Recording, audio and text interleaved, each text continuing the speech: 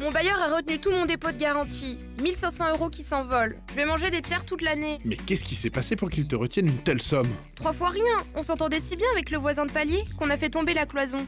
Oh, rappelle-moi de ne pas te louer notre maison de vacances cet été. Le dépôt de garantie correspond à 1 mois de loyer pour une location classique. Il doit être restitué au locataire à sa sortie du logement.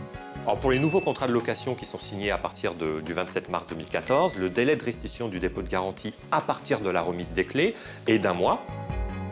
En revanche, en cas de dégradation du logement ou de défaut d'entretien, le délai de restitution, toujours à partir de la remise des clés, va passer à 2 mois. Si le bailleur dépasse le délai de restitution, dans ce cas, le locataire a droit à une indemnité. Donc cette indemnité, elle correspond toujours pour les nouveaux contrats de location conclus à partir du 27 mars 2014 à 10% du montant du loyer hors charge par période mensuelle commencée. C'est-à-dire qu'un retard de 5 ou 6 semaines, par exemple, va s'étaler sur 2 mois, donc ça va faire 2 fois 10%. De plus, toute ponction sur le dépôt de garantie doit être justifiée par le bailleur. Si on est sur des travaux, des réparations, il faut le faire principalement par des factures. En cas de retard de paiement, là, il va fournir le bail sur lequel est mentionné le montant du loyer.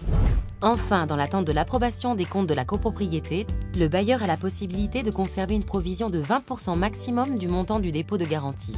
À partir de l'approbation définitive des comptes, le bailleur devra restituer le solde, déduction faite de quelques montants, ou au contraire demander un complément au locataire.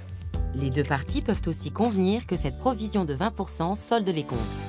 C'est-à-dire qu'il n'y aura pas de régularisation, ni à la hausse, ni à la baisse, tant pour le locataire que pour le bailleur. Si le bailleur ne restitue pas le dépôt de garantie dans les délais, il doit verser au locataire 10% du loyer par période commencée. Le bailleur doit justifier toute ponction faite sur le dépôt de garantie. Enfin, le bailleur peut conserver une provision pour la régularisation des charges. Et je peux récupérer mon dépôt de garantie contre des heures de babysitting ?